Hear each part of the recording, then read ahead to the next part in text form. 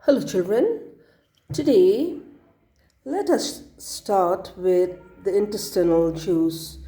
We have done the bile juice, the pancreatic juice, and today the intestinal juice. Intestinal juice, it is produced by the inner lining of the intestine. This is the small intestine. And in the small intestine, what is taking place now? The final digestion, because digestion gets completed in the small intestine.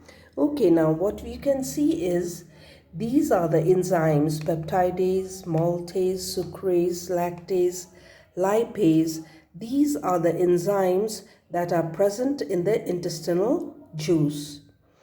Now, all these enzymes, they end with a suffix ase, A-S-E. Can you say A-S-E, maltase, sucrase? Sucrase is also, there's another name for it, invertase. All of them end with A-S-E, the suffix, the last part. Okay? Now, what do these enzymes do? Peptidase, also is called erepsin. It acts on the leftover peptides, and it converts it into amino acids, the simplest form of proteins. Maltose is converted by the enzyme maltase into glucose. Sucrose is converted by sucrase or invertase into glucose and fructose. Lactose, the milk sugar, is converted by lactase into glucose and galactose. Emulsified fats. What are emulsified fats? Fats that have been broken down into smaller pieces. Okay, they are acted upon by the enzyme lipase, and they are converted into fatty acids and glycerol. Now, these are the simplest form of carbohydrates, proteins, and fats. Simplest form. Okay. The final products of food are mainly absorbed in the intestine itself. The small intestine will absorb all the food. The amino acids and simple sugar, glucose, fructose, and galactose, they have very small sized molecules, and they can easily go through the thin epithelial membrane of the villi. Then from the villi, it is taken to the capillaries. Remember, the villi, they have capillaries inside, blood vessels and blood capillaries. Okay, and finally they enter into the blood circulatory system. Then from the blood circulatory system, where does the food reach? It reaches the liver. Through the hepatic portal vein. It goes into the liver through the hepatic portal vein. Now, the fatty acids and glycerol. Okay? The fatty acids, now over here it was only amino acids and simple sugars. Okay? They were absorbed by the capillaries of the villi. Now, what about the fatty acids then? The fatty acids and glycerol, they are absorbed by the lymph vessels or lacteals.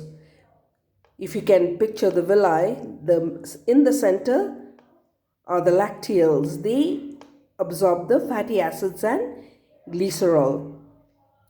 The fatty acids and glycerol, yes, to enter where do they enter? The lymphatic system. The lymphatic system forms a network in the body, and finally it empties its contents into the bloodstream. Finally it enters into the bloodstream. Now, after this, after absorption has been done by the villi, and the lacteals in the middle, they have taken the fatty acids and glycerol.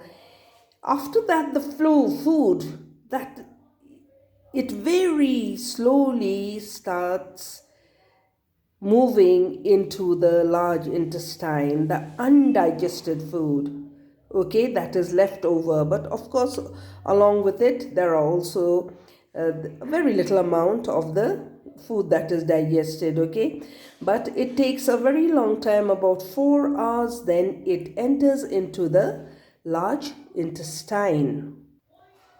The large intestine is 1.5 meter long. tube. Okay, it is divided into three parts. The first part is known as the cecum, then the colon, and then the rectum. Let us do each one.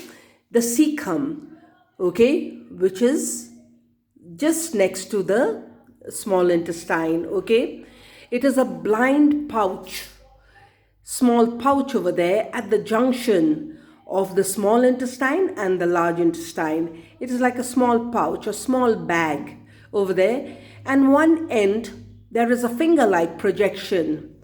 Okay, one end of the cecum there's a finger-like projection which is called the vermiform appendix. Okay, the finger-like projection is called the vermiform appendix.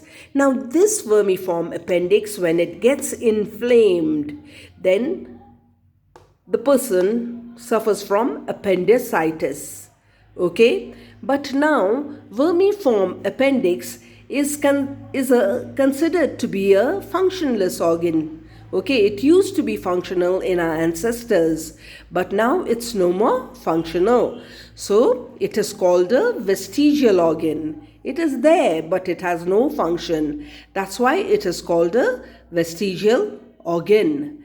Now we go into the next part of the large intestine, that is called the colon. After the cecum comes the colon.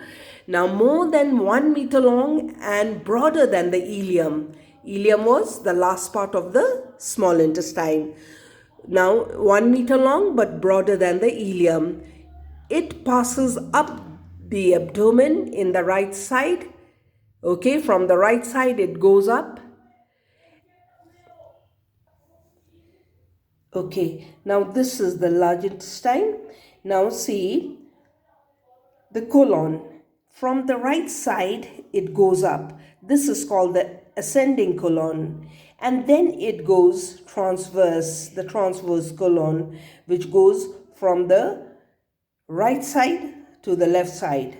Then it comes down. That is called the descending colon, and then there is the rectum, the last part, and the anus. So I showed you the colon. Okay, passes up the abdomen in the right side, called the ascending colon, then goes up to the left side, that's called the transverse colon, then coming down, that is called the descending colon. Then we come to the last part of the large intestine, that is the rectum. The rectum, last part of the large intestine, is 15 centimeter long, opens at the anus. Anus has circular muscles around it. Those are called sphincters, to keep it closed and open only during defecation. Okay, when it has to pass out stool, that is called defecation. Now the function of the large intestine. Number one, the large intestine secretes no enzymes. Okay, then number two, absorbs much water and little of the digested food, which contains mainly, because it has only undigested food. So if there's little bit of undigested food, it absorbs it. Number three, after absorption of water, okay, it turns into a semi-solid mass. Okay, that is called feces. And then from the rectum, it moves to the rectum, the feces. Then there is expulsion of undigested food.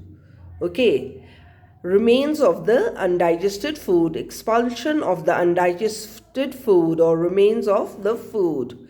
And that is called defecation. Okay, expulsion of undigested food, okay, from the anus, that is called defecation.